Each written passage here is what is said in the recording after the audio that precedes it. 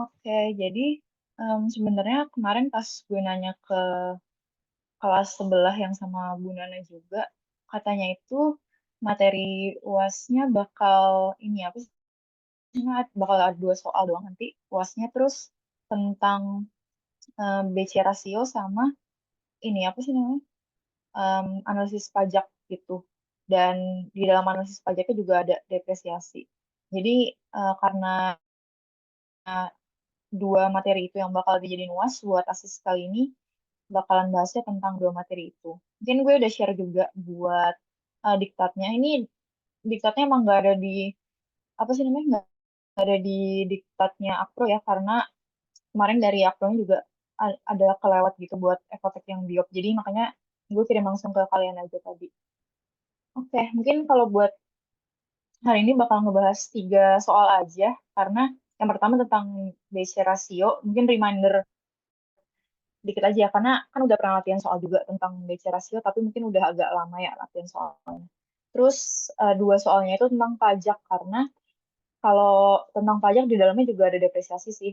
Karena kayaknya kemarin tuh belum sempat ya latihan soal tentang pajak pendapatan gitu, analisis pajak. Jadi hari ini bakal coba 2 soal yang ada pajaknya gitu, biar bisa lebih paham.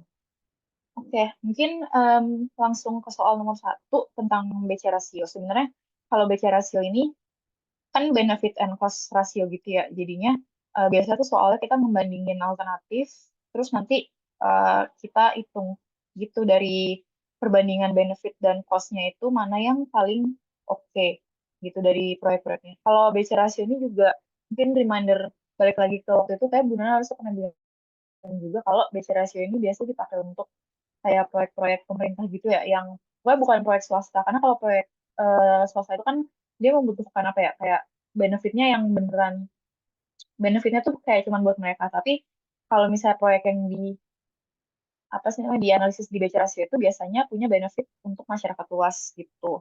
Jadi non profit gitu biasanya yang bikin, entah pemerintah atau perusahaan non profit lain gitu. Tapi biasanya kan kalau non profit pemerintah gitu ya. Nah, jadi ini ada 2 alternatif untuk pembangunan pembangkit tenaga listrik. Yang pertama ini tenaga batu bara, terus biaya investasinya itu di 20 juta dolar. Terus dia juga ada penjualan listrik tahunan yang diperkirakan sebesar 1 juta dolar per tahun. Terus ada biaya operasi dan perawatan tahunan itu 200 ribu dolar per tahun.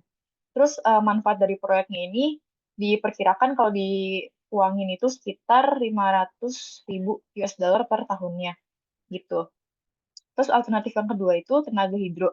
Investasinya itu di 30 juta, terus penjualan listriknya ini di 800 ribu, dan biaya operasinya itu di 100 ribu per tahunnya.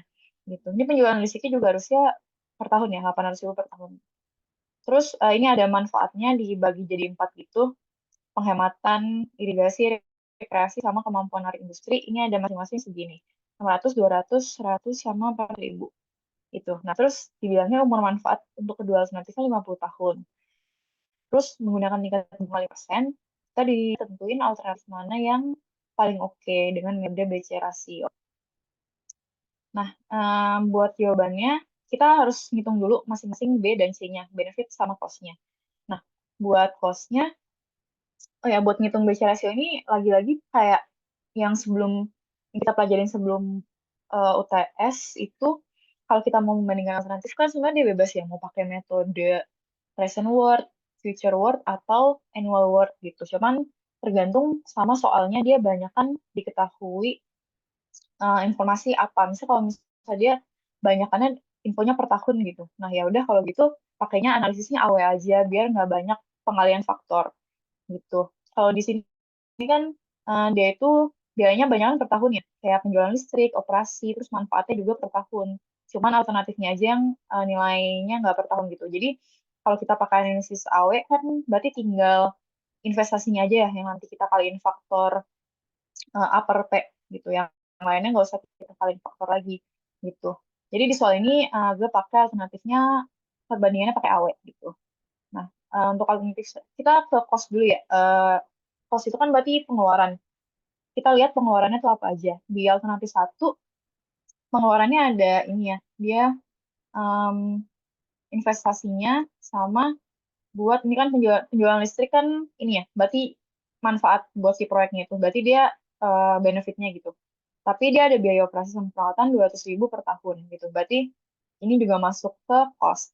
Terus manfaat proyek berarti ini dong apa sih namanya income gitu, pemasukan berarti dia benefit gitu. Jadi nanti dari soal tuh biasa nggak di state mana benefit mana cost, tapi kalian harus nentuin sendiri gitu. Kira-kira mana yang benefit mana yang cost kan nggak susah ya nentuinnya gitu. Nah, berarti kalau buat alternatif satu itu costnya ada tadi biaya investasi sama biaya perawatan per tahunnya gitu. Ini karena investasinya masih di tahun ke-0, berarti harus kita kaliin faktor A per P kan. Faktor A per P dengan tingkat bunga 5%, terus waktu ininya 50 tahun gitu. Terus ini adalah apa sih namanya? Faktornya kalau 200 juga kan dia udah per tahun ya tadi si biaya operasinya. Jadi nggak usah dikali faktor apa-apa. Terus kita dapat di alternatif satu itu nilainya adalah segini, 1,2 juta dolar buat costnya. Nah, terus buat alternatif yang kedua, itu cost-nya yang keluar tuh investasi di 30 juta sama ini ya, apa sih namanya biaya operasi. Biaya operasinya 100.000 per tahun. Ini biaya investasi, ini biaya operasinya gitu. Terus didapat hasilnya siapa cost untuk alternatif duanya itu di 1,7 juta dolar. Oke, cost-nya udah dapet, lanjut nyari benefitnya. Kalau untuk alternatif satu, tadi benefitnya berarti ini ya, penjualan listrik per tahun di 1 juta sama keuntungannya, manfaatnya 500.000 per tahun. Kan dua-duanya udah per tahun ya. Jadi ini nggak usah dikali faktor apa-apa lagi, udah per tahun gitu. Ini 1,5 juta. Terus buat alternatif dua, ini ya, apa sih namanya? Biaya penjualan listrik di 800.000 per tahun sama biaya manfaatnya ini ditambah semua ya. Apa sih namanya si ininya penghematan irigasi sekian ditambah jadi 1,3 juta gitu. Kan bener kan? Ya 1,3 juta. Di sini sama ini dapat 2,1 juta US dollar. Oke, terus udah dapat benefit, udah dapat cost-nya berarti ini ya, apa sih namanya? Tinggal dihitung rasio B per C-nya aja. Nah, buat ngitungnya ini dicari aja apa sih namanya? Kan kita harus dapetin basis gitu ya kalau misalnya mau membandingkan alternatif yang mutually eksklusif. Nah, kita coba dulu nih si alternatif satu. Alternatif satunya coba dulu benefit tuh tadi ini 1,5 juta, terus cost-nya di 1,2 juta. Ternyata dia di atas satu kan. Karena dia di atas satu berarti dia bisa jadi basis gitu si alternatif satunya. Kalau misalnya case-nya si kayak soal kemarin gitu ya.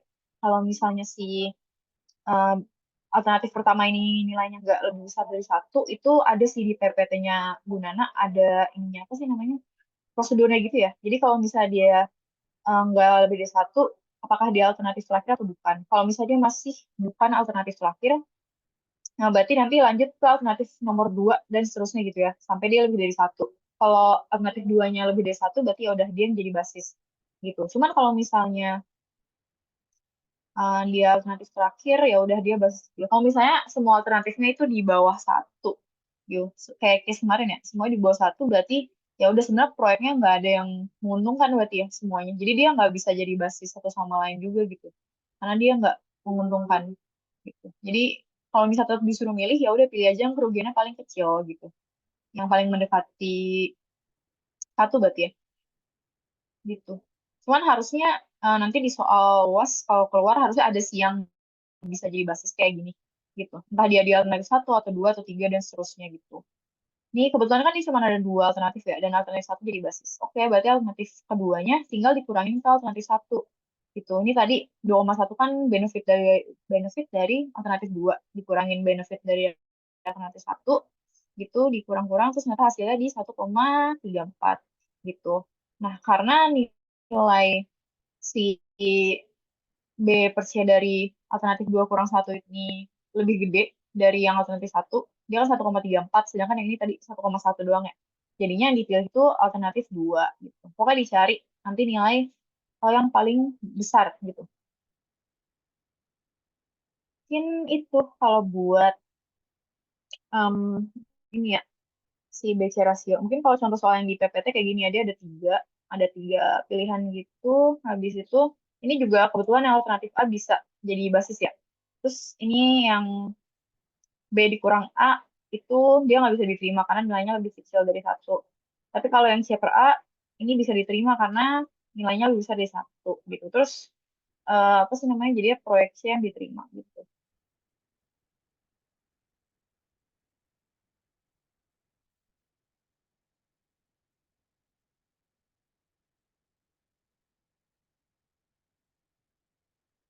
Oke, mungkin kalau buat BC rasio itu aja. Ini sebenarnya reminder aja sih buat BC rasio karena harusnya udah uh, juga ajarin juga. Nah, mungkin yang kemarin lanjut ke nomor dua, berarti kalau mau ada yang tanya langsung raise hand aja. Kalau buat soal nomor dua dan tiga ini mungkin yang materi baru ya tentang pajak. Kayaknya kemarin ini materi terakhir ya harusnya. Materi terakhir udah dapat tentang pajak itu di PPT ini, PPT pajak. Nah, cuman kalau buat soalnya ini ada dua. Yang pertama, coba kita baca dulu. Yang pertama, Pak Erwan membeli sebuah bangunan seharga 100.000 dolar. Terus bangunannya ini bakal dia jadiin toko material, terus pendapatan bersihnya itu di 5.000 per tahunnya. Tuh, terus bangunannya ini bakal terdepresiasi selama 25 tahun umur manfaatnya. Terus dihitungnya pakai metode garis lurus dengan nilai sisa sebesar 2.500 dolar. Terus untuk modal dia tuh minjem 550.000 dari bank dengan masa pinjaman 5 tahun dengan bunga 3% per tahunnya. Terus pinjamannya ini akan dibayarin semuanya di akhir tahun kelima. Jadi eh, nggak dibayar per tahun, tapi dia milih untuk membayar itu langsung di akhir tahun kelima gitu, plus bunganya. Jadi 50.000 plus bunganya langsung di akhir tahun kelima. Gitu. Terus tingkat pajak pendapatannya itu 22% per tahun selama 10 tahun. Terus kalau misalnya Pak Erwan ini ingin apa sih namanya tingkat pengembalian pajak atau marnya itu 10%, kira-kira berapa harga jual bangunan pada akhir tahun ke-10. Tuh, jadi kita bakal ngelihat di akhir tahun ke-10 kalau misalnya dia pengen ngejual asetnya ini dengan MAR minimum effective rate of return-nya itu 10%. Itu berapa harga jualnya. Terus kita diminta untuk bikin cash flow sebelum dan sesudah pajak gitu. Nah, ini Anda harus pas sebelum pajaknya, kan tadi investasinya di 10.000 ya, 100.000. Terus dia dapat pendapatan 5.000 per tahunnya gitu dari sini. Pendapatan bersihnya ya, udah bersih gitu. Nah, ini harus pas sebelum pajaknya simpel aja kayak gini doang. Karena dia nggak ada biaya, apa sih, ini pendapatannya udah pendapatan bersih ya. Jadi maksudnya pendapatannya udah dikurang biaya operasi gitu-gitu, maintenance per tahun udah dikurang. Nah, terus, nah kan dia bilang bangunannya bakal terdepresiasi gitu ya. Makanya kita cari dulu nih untuk depresiasinya. Terus dia minta metodenya garis lurus kan. Gitu. Kan metode depresiasi ada banyak ya. Ada garis lurus, ada declining balance, SDB atau double declining, ada SYD gitu. Nanti mungkin di soal bisa beda-beda disuruhnya. Cuman kayak kemarin pas ngerjain proyek gede kan disuruhnya pakai declining balance.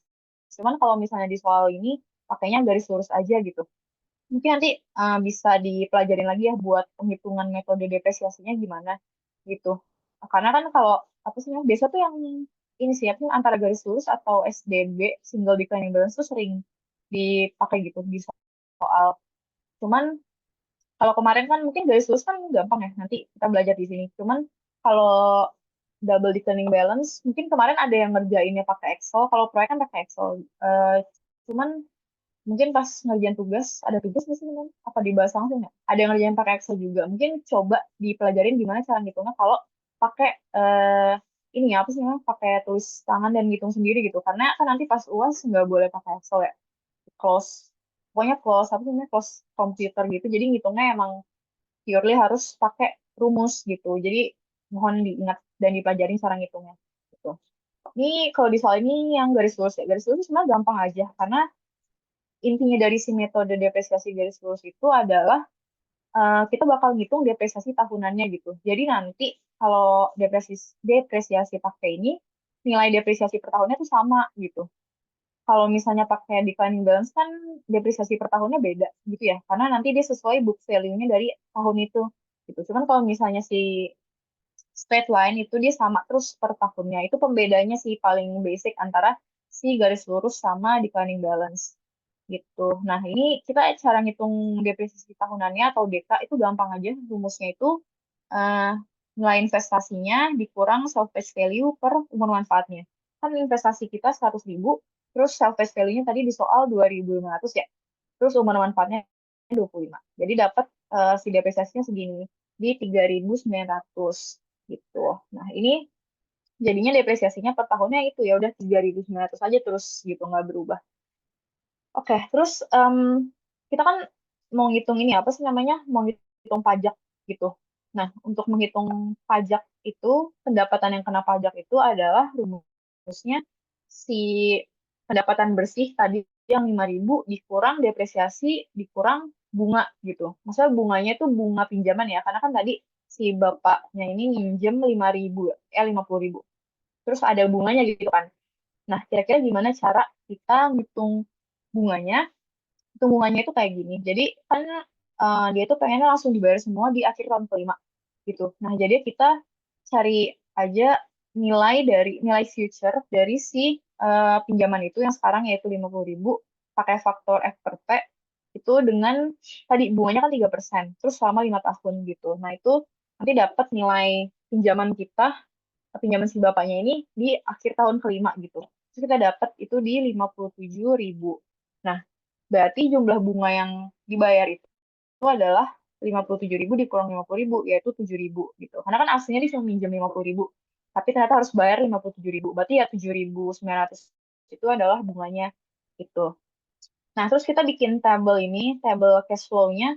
Ini sebenarnya ini apa sih namanya, pendapatan bersihnya kan tiap tahun sama, depresiasinya juga sama. Tapi bedanya tuh ada tabel, ada kolom bunga ya. Kolom bunga di tahun kelima gitu. Karena di akhir tahun kelima kan dia bayar semua tadi. Nah, bunganya itu sekian gitu. Nah, terus pendapatan kena pajaknya sebenarnya di semua di tahun 1 sampai 4 sama 6 sampai 10 tuh di 1.100 kan karena pendapatan bersih dikurang depresiasi kurang bunga gitu. Cuman kebetulan di tahun kelima ini ternyata nilai bunganya lebih gede dari total pendapatannya, makanya cash flow dia di tahun kelima itu minus gitu. Di minus 6.800 gitu. Nah, terus pendapatan kena pajak ini nantinya akan dikaliin sama pajak pendapatan kan, sama income tax gitu. Terus di soal diketahui pajak pendapatan per tahunnya itu 22% gitu. Nah, ngitung pajak pendapatan itu ya tinggal ini aja apa sih namanya 22% dikali pendapatan kena pajak gitu. Sama kayak yang kalian lakuin di Apotek juga gitu di tubesnya. Terus ya udah 22% dari TKP-nya pendapatan kena pajaknya itu segini 242 per tahunnya. Cuman karena di tahun kelima ini dia cash flow-nya minus, jadi dia nggak dapet pajak gitu ya, masa nggak ada pajaknya karena kan dia minus, berarti nggak, at least berarti di tahun itu nggak ada pendapatannya gitu, paham kan ya? Jadi ya apa yang mau dipajakin karena dia aja minus di tahun segitu. Nah gitu, oke. Nah terus kita ngitung arus kas setelah pajak. Nah arus kas setelah pajak ini berarti pendapatan per tahunnya itu tadi yang 5.000 itu harus dikurangin sama pajak gitu kan. Nah terus 5.000 tadi pendapatan 5.000 dikurang pajak per tahunnya segini 242. Berarti pendapatan bersihnya net income after tax-nya itu adalah di 4.758. Nah, ini kita bikin buat cash flow-nya gitu. Dia per tahunnya gini, kecuali di tahun kelima gitu ya. Buat apa sih namanya? Buat cash flow-nya. Nah, tapi eh, ini gue sederhanain lagi di sini ya. Karena kan kalau misalnya, ini kita mau ngitung ini apa sih namanya harga jualnya gitu. Harga jual si rumah rumah ya asetnya bangunannya gitu terus cara nentunya itu pakai arus kas masuk sama dengan arus kas keluar gitu jadi kita dapat arus kas masuknya itu kan ada ini ya pendapatannya per tahun terus ada harga jual sama dengan arus kas keluar itu di investasi sama tadi ya apa sih namanya yang di tahun kelima ini dia bayar bunganya gitu tapi kalau misalnya kayak gini kan agak ribet aja gitu sebenarnya kalau misalnya mau pakai cash flow ini nggak apa-apa tapi kan nanti berarti gue pakai analisis ini ya betul pakai analisis apa future worth gitu karena kita mau jadiin semua nilai future gitu karena kita mau dapetin harga jualnya gitu di tahun ke depan kalau ini kan eh anuitas gitu ya tapi dia anuitasnya potong nih di sini jadi kayak maksudnya kalian harus ngitung 2 kali gitu kayak ya udah anuitas ini satu set ini terus nanti ditambah ini kan dapat kalau misal pakai apa sih namanya faktor F per A itu nanti dapatnya nilai F-nya di sini ya. buat si anuitas yang ini. Terus nanti harus dinaikin lagi pakai faktor, digeser lagi pakai faktor present per future gitu buat dapetin ke tahun ke-10 gitu ya. Jadinya gue bikin biar dia bisa jadi anuitas anuitas full gitu. Ini gue tambahin di tahun kelima tetap ada nilai segini 4,4700 tapi eh ininya apa sih namanya si bunganya gue tambahin segini, gue tambahin 4.700 karena nanti 11.600 dikurangin 4.700 hasilnya tetap segini ya, tetap 6.800 gitu. Nah ini kalian tuh bisa memodifikasi cash flow sepinter kalian gitu ya. Jadi nanti menggampangkan kalian di hitungannya. Yang penting nilainya tetap sama gitu. Nggak mengubah value dari masing-masing apa sih namanya? Masing-masing tahunnya gitu. Di tahunnya itu yang penting net income-nya tetap sama, net cash flow-nya tetap sama gitu. Nah, kalau udah kayak gini kan lebih enak gitu ya. Jadinya harus pas masuk ya udah nanti anuitasnya ini, nilai anuitas dari 10 tahun ini kita jadi nilai future dengan kemarin kan 10% ya.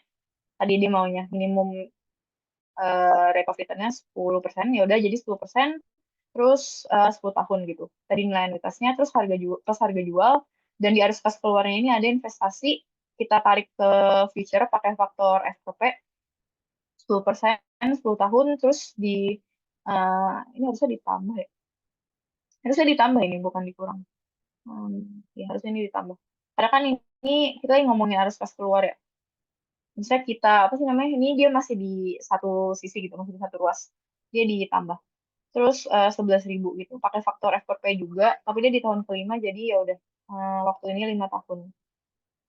Gitu. Terus nanti dapat harga jualnya segini gitu. Ini harusnya plus deh, gue kayak salah tanda, salah hitungan juga. Jadi mungkin ini harga jualnya mungkin salah ya. Nanti boleh di apa sih namanya revisi aja gitu. Ini. Nanti jadi plus. Tuh. Karena kan ini dia pindah ke ruas ini bener harusnya jadi plus. Oke, terus dapat harga jualnya segini. Gitu sih buat soal pajak yang nomor 1. Tuh. Kayak ada yang mau nanya, ada yang masih bingung.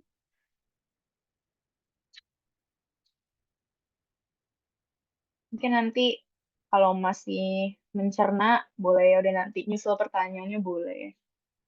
Oke, masuk ke soal terakhir. Soal terakhir ini tuh masih tentang pajak juga, tapi ini soal pajak yang agak berbeda gitu. Karena kalau tadi kan itu ada informasi pendapatannya gitu ya. Cuman di soal yang kali ini tuh nggak ada informasi pendapatannya gitu. Mungkin kita baca dulu soalnya. Jadi ada pabrik, dia ada dua alternatif alat gitu, mau beli. Terus alat yang pertama sama alat yang kedua, ini udah ada perbandingan dari harga beli, umur manfaat, nilai sisa, sama biaya perawatan per tahunnya gitu. Terus kedua alat ini akan terdepresiasi dengan metode garis lurus. Terus pabriknya ini cuma punya modal 5.000 dan sisa pembelian alatnya itu bakal dipinjam sama dia dengan tingkat bunga 10% per tahunnya. Pinjamannya ini akan dilunasin selama 4 tahun dengan nominal yang sama setiap tahunnya. Terus kalau pajak pendapatan 25% dan MAR setelah pajak adalah 12%, kita diminta menentukan alat mana yang seharusnya kita pilih. Oke, nah ini kan di sini nggak ada informasi ini ya, apa sih namanya, pendapatan gitu. Nah nanti kita lihat gimana cara ngitungnya kalau misalnya nggak ada informasi pendapatan. Karena kan kalau pajak nih pajaknya, namanya pajak biasa yang kita kaliin pajak tuh pendapatan ya, income-nya gitu. Cuman ini nanti bisa pakai cara lain. Nah, ini kita coba masuk ke pinjaman dulu ya, kan dia minjem gitu. Cuman kalau ini agak beda sama soal pajak yang sebelumnya. Kalau soal sebelumnya itu kan dia minjem terus dia bayarin semua di akhir tahun kelima gitu ya, jadi sekali doang. Tapi kalau ini dia bakal bayar pinjamannya dengan nominal yang sama setiap tahunnya gitu. Jadi ya kita ngeliat nih dia kira-kira per tahun itu bayar pinjamannya berapa. Jadi walaupun dia bakal ngelunasin apa sih namanya, walaupun dia minjem terus minjemnya selama 4 tahun 5.000, bukan 5.000, tapi ini kan sesuai alatnya ya. Dia alatnya alat pertama dia 10.000, modalnya cuman 5.000, berarti 10.000 kurang 5.000 gitu, berarti yang dia pinjam 5.000 gitu.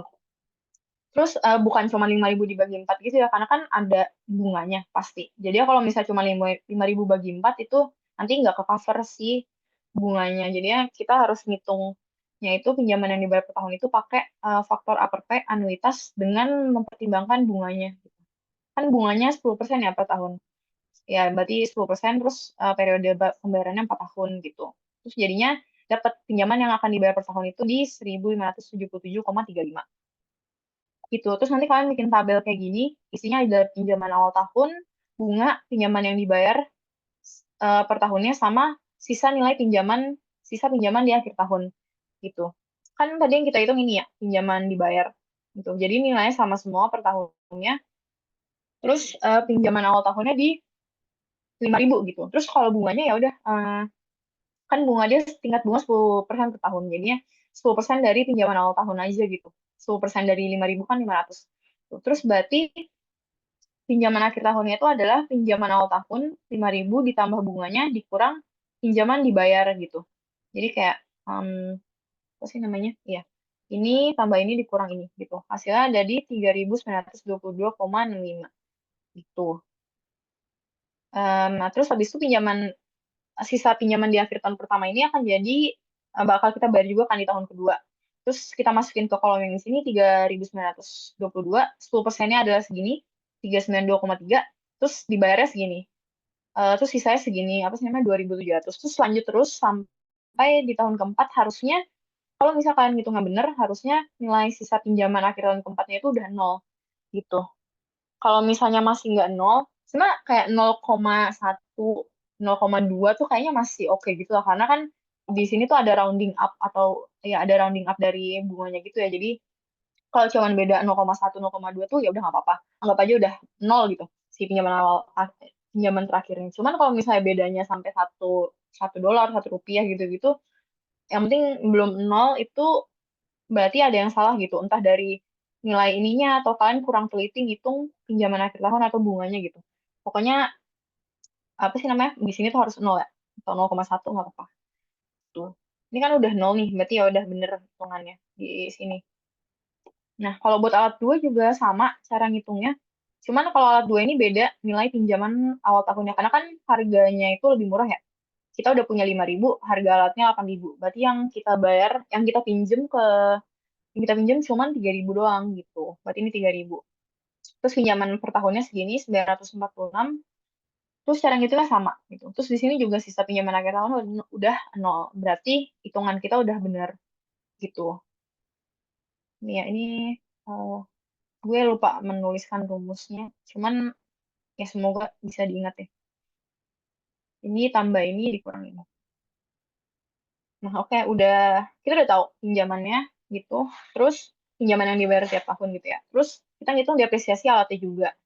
Kan tadi sama ya kayak soal sebelumnya, dia minta pakai metode garis lurus juga gitu. Berarti rumusnya sama.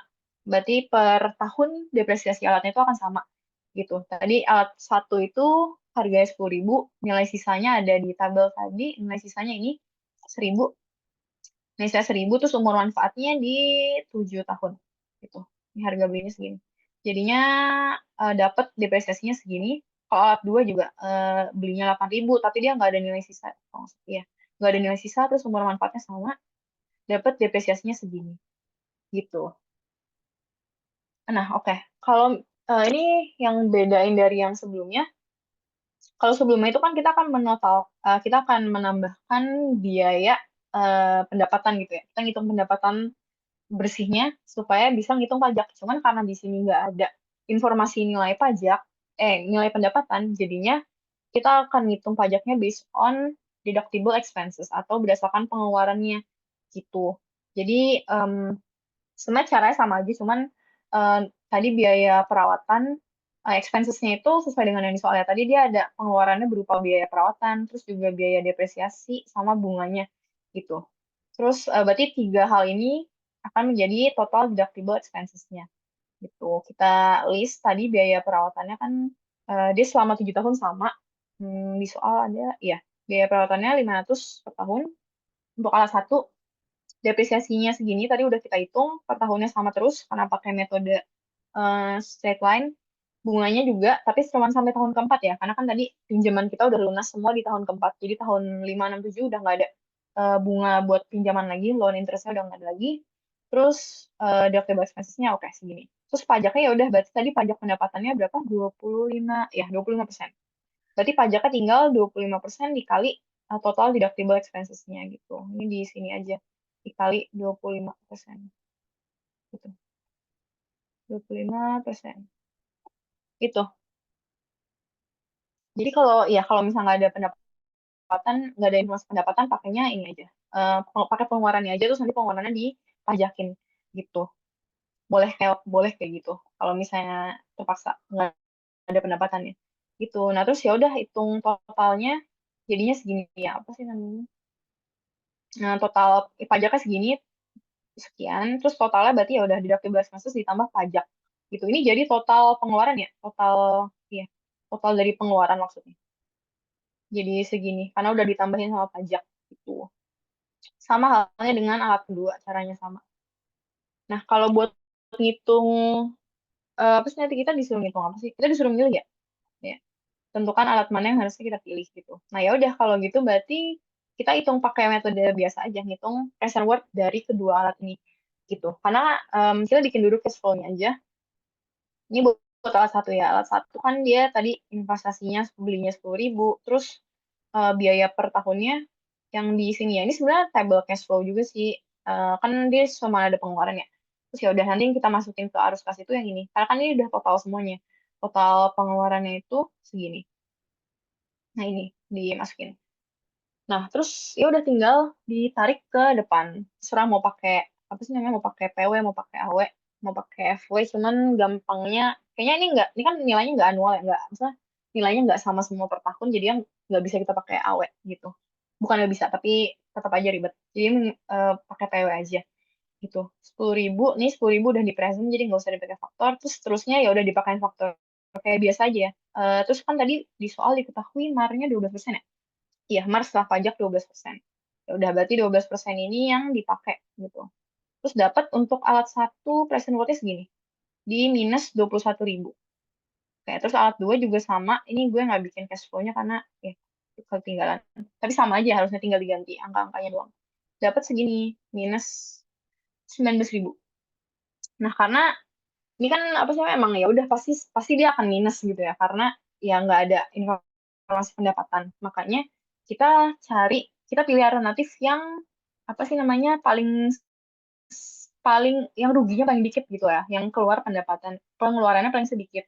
Kan alat kedua ini lebih kecil ya, minus 19.000. Ya udah, berarti yang kita pilih itu alat yang kedua gitu, karena ya ruginya lebih kecil gitu, simply because itu. Sebenarnya soalnya ini mirip sama soal yang di sini ya, yang di PPT. Mirip banget. Cuman bedanya adalah kalau yang di PPT itu ini ya, ada ini selisih pajak. Ini sih yang tahun lalu gue dan temen-temen gue sangat bingung gitu ya melihat tabel ini, karena ya ini maksudnya apa, gue bingung gitu selisih dolar. Cuman mungkin gue akan membantu menjelaskan semengerti gue ya kalau di sini. Ini kan selisihnya ya. Ini tuh maksudnya di sini kolom selisih adalah selisih dari total ini ya, apa sih namanya, total deductible expenses dari alat penggiling penggiling baru dan bekasnya gitu. Mungkin ini gue nggak tahu apakah udah dibahas sama Bunda atau belum, cuman semoga kalian udah familiar sama soalnya dia.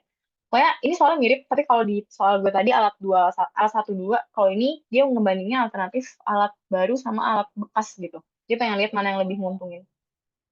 Terus sebenarnya ini tuh cuman pengurangan dari total deductible expenses-nya aja. 4.100, 3.400 gitu dikurang jadi 700 kan. Terus juga same goes di tahun kedua, alat baru dikurang bekas tuh ini 3.900 dikurang 3.300, hasilnya 595 gitu. Pokoknya ini maksudnya. Nah, terus kenapa ada kolom ini selisih pajak?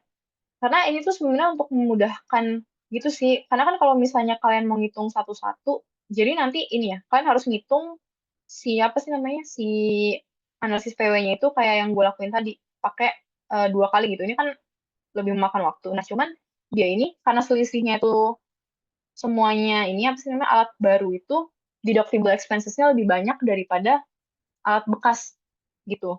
Nah, deductible expense itu sebenarnya pengertian apa sih ya, pengertian di atas bukunya itu adalah pengeluaran yang bisa kalian kurangin ke pendapatan supaya pendapatannya itu supaya pendapatan kena pajaknya atau PKP-nya itu lebih kecil gitu. Jadi kayak anggap anggap aja kalian punya pendapatan 10.000 gitu. 10.000, terus kalian punya deductible expenses-nya 4.100 gitu. Berarti pendapatan kena pajak kalian itu adalah 10.000, tadi pendapatan bersih dikurang 4.100 gitu. 4.000 berapa tuh jadinya? 5.900 gitu ya. Berarti ya kalian dapetin, berarti pendapatan kalian yang akan dikalikan dengan pajak PKP-nya itu adalah 5.900 gitu. Kalau misalnya di case-nya yang ini 3.400, berarti 10.000 dikurangin 3.400 gitu. Jadinya 6.400 ya. Gitu, 6.400. Berarti apa sih namanya? Si alat penggiling bekas ini kan tadi di PKP-nya tuh 6.000 ya. 6.400, sedangkan alat baru PKP-nya berapa? 5.900. Berarti yang akan kena pajak lebih gede yang mana? Yang bekas kan, karena PKP-nya lebih gede daripada yang baru gitu. Jadinya apa sih namanya? Makanya ada kolom ini selisih pajak gitu. Tadi karena alat alat bekas ini PKP-nya lebih besar daripada alat baru, makanya pajaknya itu akan lebih besar dibayar oleh alat bekas daripada alat baru gitu. Semoga sampai sini masih ngikutin. Makanya di sini tuh dikurangin gitu sama dia. Jadi daripada dia ngitung masing-masing pajak yang akan dibayar sama bekas, mana yang akan dibayar sama baru, jadi langsung dikurangin aja gitu loh sama dia selisihnya. Terus dia ngitung pajaknya ini berarti dari selisihnya aja gitu.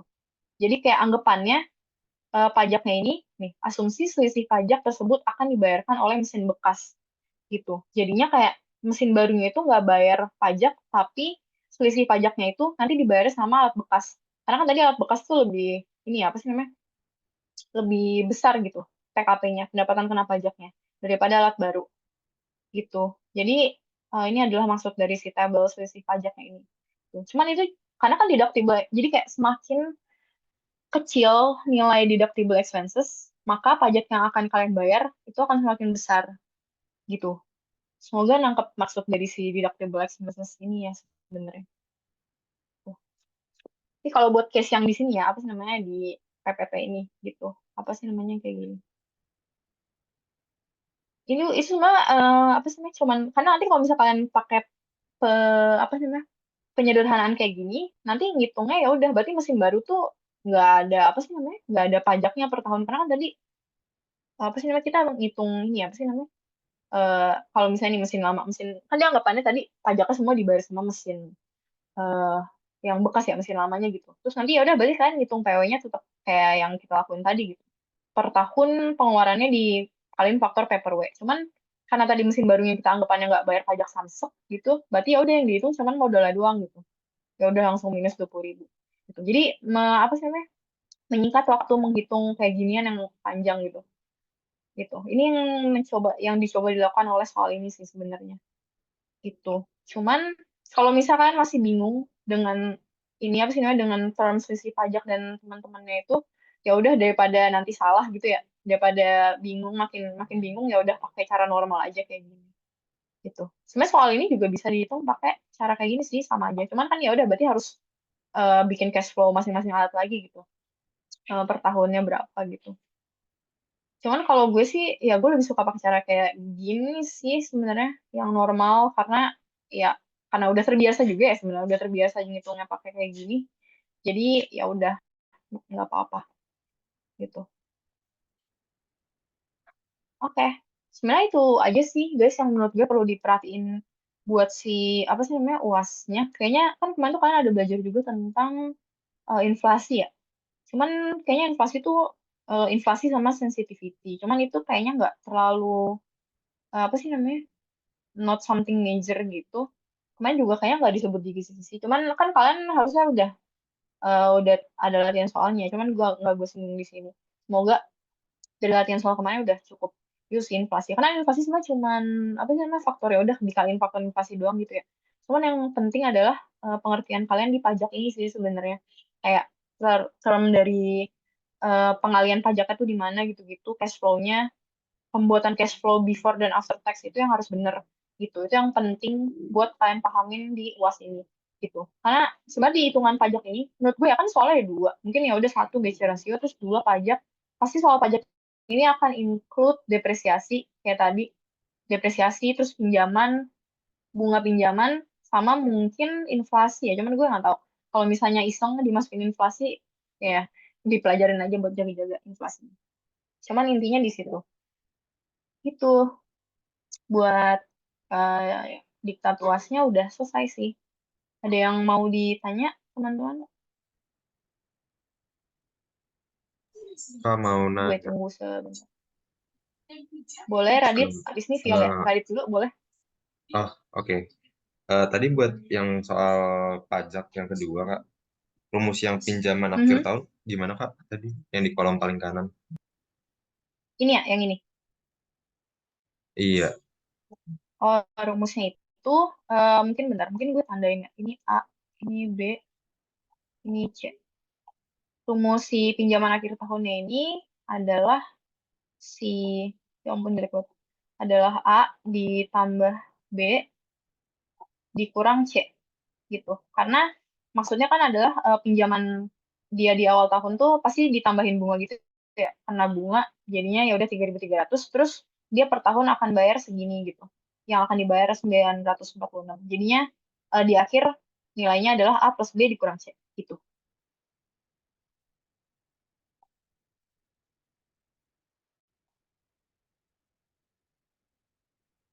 Oke, Kak. Udah jelas Makasih. belum? Udah. Oke, sip sip. Tadi Viol sama Akmal jadi nanya nggak? Viol dulu mungkin? Jadi Kak, Boleh boleh. eh, jadi aku sebenarnya mau nanya soal yang waktu itu dikasih sama eh, Bu Nana sih Kak, yang pertama kali banget tentang BC ratio itu. Kan kebetulan tadi kayak yang Kakak bilang, kalau misalnya dua-duanya itu lebih kecil dari nol gitu. Oh, kalau Ya itu berarti, bisa case-nya kayak gitu ya. Mm-mm. iya Kak. Berarti kalau kayak gitu kan kita ngitung BC ratio Kalau dua-duanya. oh, heeh. Oh ya, berarti yang dipilih yang mana gitu. Maaf Kak. Oh, kalau nah sebenarnya tuh gue masih agak bingung juga sih kemarin pas apa sih namanya pas soalnya ternyata di bawah satu gitu ya dulu. Um, Cuma kayak gue lupa deh Gunawan tuh waktu itu belum pernah apa sih namanya belum gue tuh kebetulan belum apa sih namanya belum nanya ke Bu Nana gitu ya jadinya apakah kalau misalnya dia dua-duanya di bawah satu tuh gimana? Cuman kalau nangkepnya gue dari sini, kalau misalnya si alternatif satu itu dia minus dari satu gitu ya. Minus dari satu kan berarti kita harus mencari basis baru lagi gitu kan. Karena kayak misalnya dia nggak satu, terus apakah dia alternatif terakhir? Bukan kan. Berarti kita, apa sih namanya, kita ngitung, apa sih namanya, dia jadi basis sebentar. Kita ikutin ini aja sih. Alternatif terakhir bukan. Kalau dia bukan alternatif terakhir, berarti bandingkan alternatif berikutnya dengan basis gitu. Nah, kayaknya tuh kalau dari sini, yang gue tangkap mungkin kemarin tuh ada beberapa yang nanya ke gue juga ya, cuman gue nggak ingat apakah jawaban yang gue kasih itu sesuai dengan apa yang gue pahami sekarang, tapi setelah gue baca lagi, si alternatif satu itu, kalau misalnya dia eh, kurang dari satu gitu ya, kalau dia kurang dari satu, walaupun dia bukan, gimana ya gue ngomongnya, wait, dia bukan alternatif terakhir, tapi dia itu tetap jadi basis gitu sih, kayaknya kalau misalnya gue tangkap ya. Karena dia kan dibilangnya tuh bandingin alternatif berikutnya dengan basis gitu ya. Terus hitung delta B dan delta C gitu. Berarti kalau gitu, walaupun dia nilainya lebih kecil dari satu, si alternatif satu ya. Misalnya kita anggap di soal yang tadi ini, si alternatif satu ini dia minus dari satu gitu, lebih kecil dari satu. Tapi kalau ngikutin alur di sini, berarti si alternatif satu itu akan tetap jadi basis gitu. Jadi kayak alternatif duanya akan dikurangin ke alternatif satu tetap gitu sih kalau yang di sini. Cuman mungkin nanti coba gue pastiin ke Bu Nana lagi ya, karena gue masih ragu juga gitu guys, benernya. Ya, oke, makasih Kak. Jadi, kalau yang bisa aku tangkap tuh sebenarnya buat nentuin metode mana yang paling oke gitu tuh tetap harus ngebandingin dari hasil selisihnya. Nggak bisa nentuin dari BC rasio satu alternatif sama yang lainnya. Bener-bener. Oke, oke, itu aja. Kasih Kak. Oke, sip, sip. Tapi harusnya, ya semoga nanti soalnya nggak kayak gitu ya, nggak membingungkan gitu. Oke, tadi Akmal mau nanya mau? Iya Kak, mau nanya yang BCE rasio juga. Itu kalau misalnya alternatif terakhir tuh maksudnya yang kayak gimana ya Kak? Yang ini kah? Iya yang itu. Oh, Pokoknya alternatif apa terakhir. sih? Nah, sebenarnya tuh case alternatif apa sih Mas, kalau misalnya dia alternatif terakhir tuh kayak ini kan ada dua alternatif gitu ya. Berarti si alternatif dua itu adalah alternatif terakhirnya gitu. Jadi kayak apa sih namanya? Ya last option gitu. Last apa sih namanya? Ya last alternatif aja gitu sih. Kan kayak misalnya si BC-nya nilai BC-nya enggak apa sih namanya? Dia lebih dari satu. Terus dia lebih dari satu terus apakah dia alternatif terakhir? Kalau misalnya dia alternatif terakhir ya udah dia dipilih gitu. Karena kan anggapannya kalau misalnya dia udah alternatif terakhir, nggak ada alternatif lain yang akan dikurangin ke dia gitu ya. Dia nggak usah jadi basis buat siapa-siapa gitu. Karena dia udah alternatif terakhir gitu. Tapi sebenarnya agak apa sih namanya? Kalau misalnya di case kita yang membandingkan alternatif, ini tuh kayaknya hampir nggak mungkin gitu sih dia yang pertama tuh langsung alternatif terakhir tuh nggak mungkin. Karena kan pasti ada dua atau lebih alternatif ya. Gitu sih. Oh, oke Kak, paham. Kayak one and Satu only lagi Kak, option gitu. Mm-mm. kalau misalnya kita mau nyari BC rasio yang alternatif 2 dulu, terus itu dijadiin basis, bisa apa enggak? Apa harus mulai dari yang satu dulu gitu? Oh gitu. Ini ya, misalnya milih hasil rekaman. Hmm. Nah itu sih. Kemarin tuh kalau based on yang di sini, apa sih namanya? Bukan di sini. Di ya di sini deh. Tuh, terus yang nilai ekivalen dari tiap alternatif PWAW 12 susun berdasarkan kenaikan. Nah, itu kayaknya tuh alternatif yang dipilih itu ada, alternatif yang dipilih. Dia tuh harus nyusun gitu ya, kayaknya. Bentar, kita lihat di sini. Nah, ini, kayak ini contohnya ada tiga ya, tiga alternatif A, B, C gitu. Terus kita ngitung PW dari masing-masing alternatif dulu gitu. Dari manfaat biaya gitu.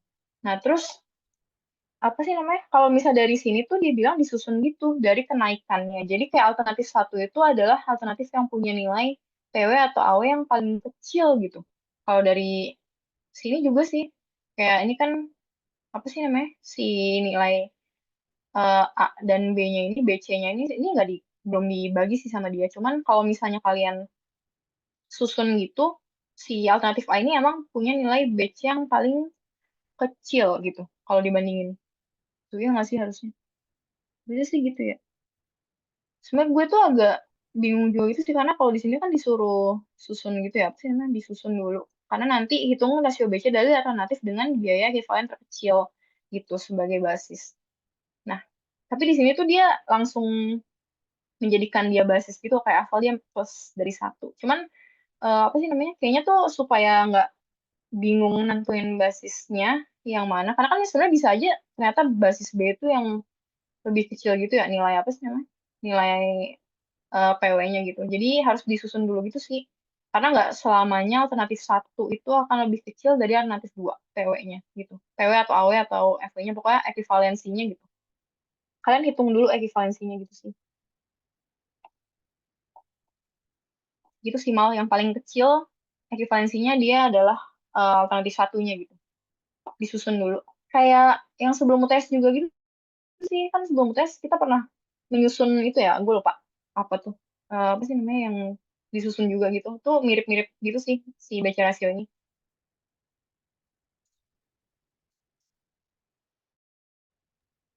Oh, oke Kak, paham Kak. Makasih Kak. Oke, Kak mau nanya Oke, lagi. ada yang mau? Ya, boleh, boleh. Kak tadi kakak bilang susun dari nilai ekivalen. Nilai ekivalen yang biaya apa yang manfaat kak? Yang harus paling kecilnya. Biasanya dia, nah itu tadi kan gue bilang apa sih namanya si nggak dia kan nggak ngitung biaya percayanya karena gue baru inget karena apa sih namanya biaya nilai biaya dan manfaatnya itu dia biasa bakal sama sama gitu sama gitu sih kayak apa sih namanya kalau misalnya dia manfaatnya lebih kecil biasa biayanya juga akan lebih kecil gitu. Dulu tuh Bulana pernah bilang kayak gitu, seinget gue ya. Jadi kayak kalian bisa ngambil dari either manfaat atau biaya gitu harusnya sama.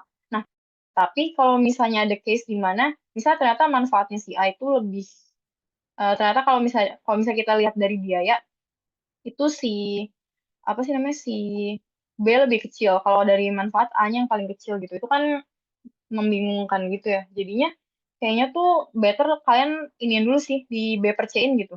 Jadi kan nilainya 1 gitu. Jadi kayak bikin dulu B per C buat A, buat B, buat C, terus lihat mana yang perbandingannya paling kecil. Gitu sih nilai ininya nih. Ya, nilai B per C-nya pokoknya. Cuman kalau misalnya dari case kayak gini kan udah kelihatan ya. Oh ya udah kayak manfaat dan biayanya A ini sama-sama yang paling kecil gitu. Berarti ya udah dia jadi basis gitu. Kalau nilai keduanya sama-sama lebih kecil. Sama-sama yang paling kecil gitu. Oke, Kak. Makasih. Oke. Ada lagi, ada lagi. Kalau nggak ada, gue mau membahas sedikit tentang proyek tugas-tugas.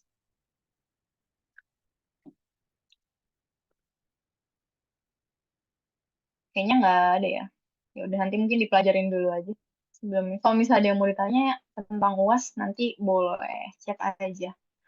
Nah, mungkin gue mau apa sih namanya ngebahas sedikit tentang tugas sih karena kemarin kayaknya ada beberapa kelompok yang nanya hal yang sama gitu tentang cash flow. Karena kan udah lama ya ngerjainnya gue. Semoga harapan gue sih kalian udah masuk sampai tahap cash flow gitu ya.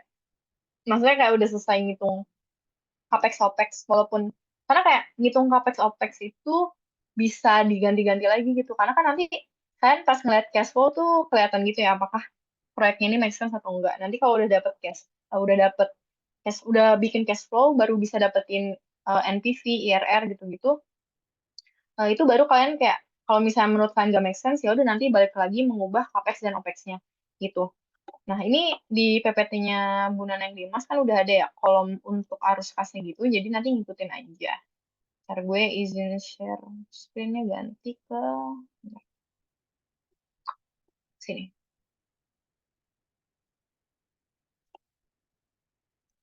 Nah, ini adalah cash flow, contoh cash flow. Kalau gue kan kita kan diminta untuk menentukan harga produknya itu bisa top down atau bottom up gitu ya. Nah, cuman kalau gue tuh biasanya, dan ini apa sih namanya? Kemarin himbauan untuk pas kita pabrikan sih. Pokoknya harga produk kita itu harus sesuai dengan harga pasar gitu. Pokoknya intinya dia nggak boleh lebih dari harga pasar. Jadi apa yang gue dan teman-teman gue lakukan adalah kita nge-benchmark gitu sih harga pasar. Harga pasar untuk produk gue kalau di case gue ini malic acid. Nah kan harga pasar tuh nggak cuma satu ya, tapi dia ranging gitu. Jadi gue tuh kemarin menemukan range dari 5 sampai 10 dolar gitu. Jadi gue nge-targetin produk gue itu harus berada di range 5 sampai 10 dolar gitu. Itu dulu. Nah, terus habis itu gue bikin cash flow ini sebenarnya harusnya udah ngikutin ini sih. Eh persentase capacity-nya, terus penjualannya jadinya berapa, revenue-nya berapa. Revenue ini berarti ini ya harga harga per KG dikali dengan apa sih namanya volume penjualannya per tahunnya gitu.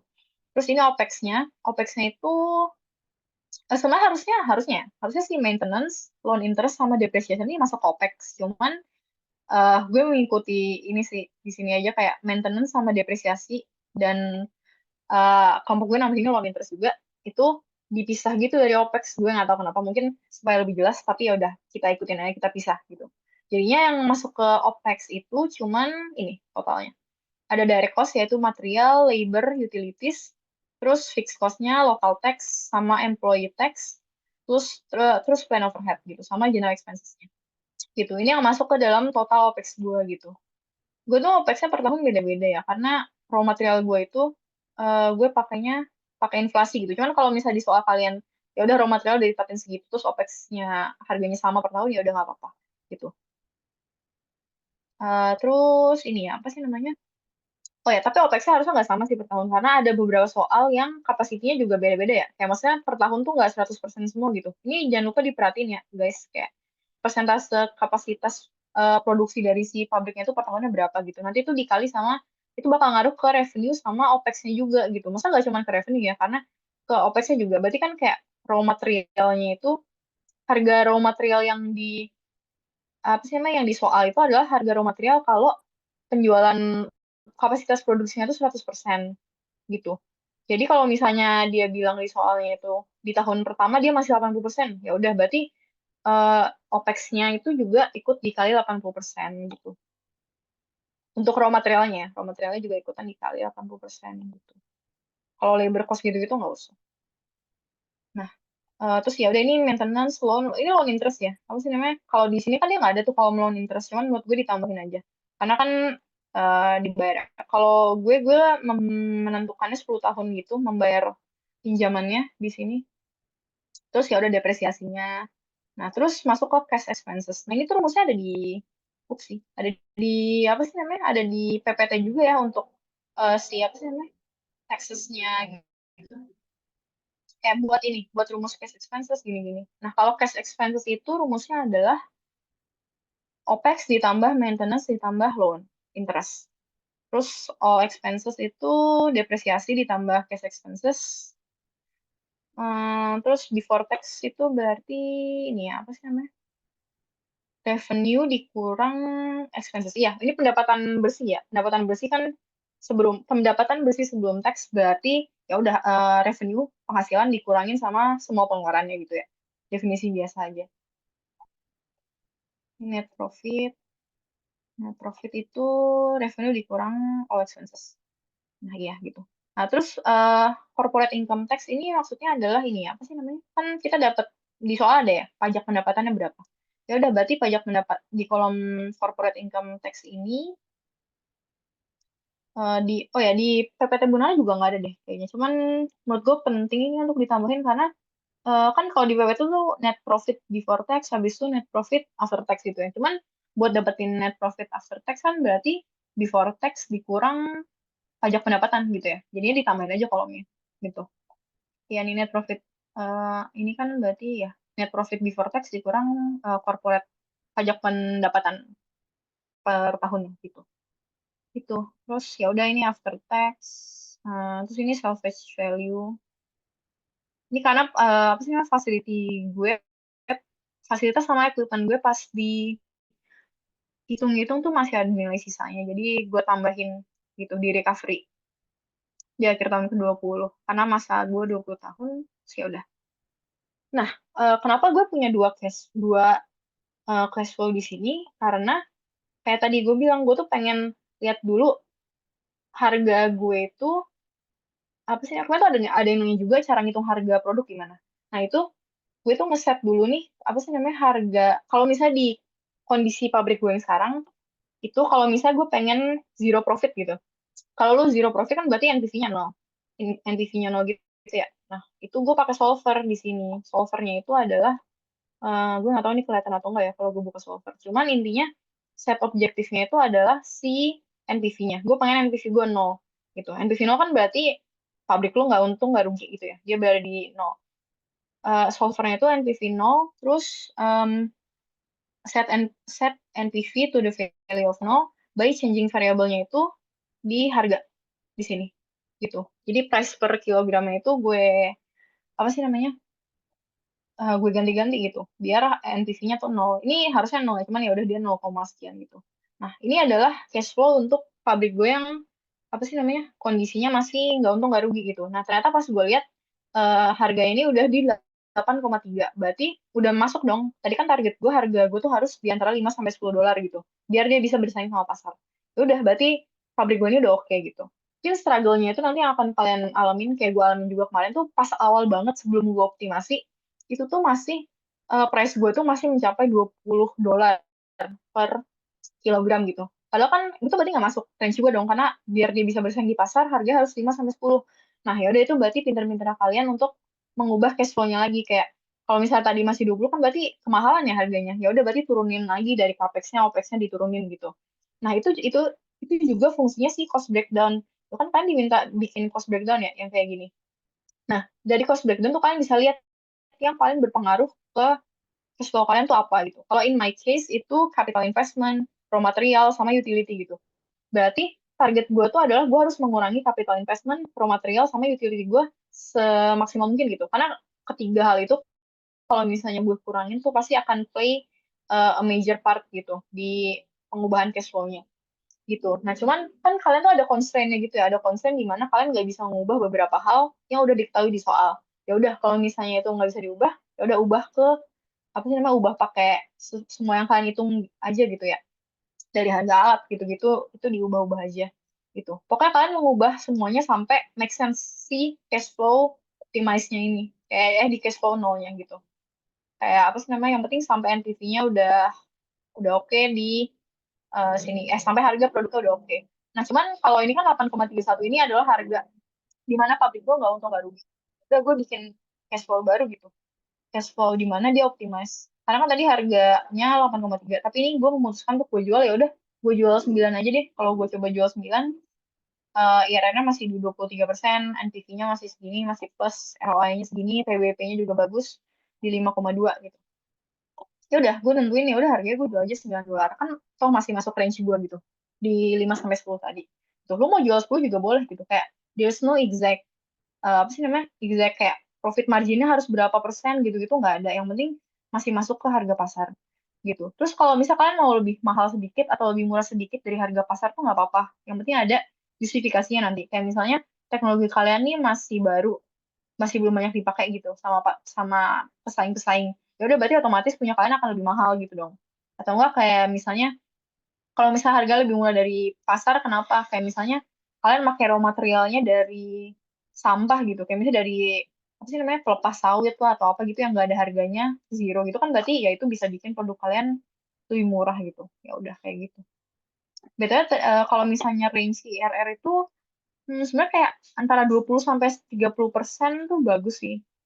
40% tuh kayak udah gede gitu. Kalau apa sih namanya, PBP period itu sebenarnya kalau misal untuk case yang 20 tahun, PBP yang bagus tuh di 4 sampai 6 untuk yang 20 tahun. Cuma kalau misalnya yang case 10 tahun, itu kayak juga sekitaran segitu deh. Di 4 sampai 6 gitu. Cuman kalau misalnya di case 20 tahun, itu masih bisa dipanjangin 4 sampai 8 gitu. 8 tuh kayak udah maksimal gitu. Cuman bagusnya tuh PBP emang di 4 sampai 6 gitu sih. 4 sampai 6 tahun. IRR di 20% sampai 30% gitu. Ada juga yang bilang maksimal 20%, cuman kayaknya enggak deh. Kayak 20% tuh kayak terlalu dikit gitu, terlalu kecil. Apa ya gitu, dioptimize aja gitu buat ini.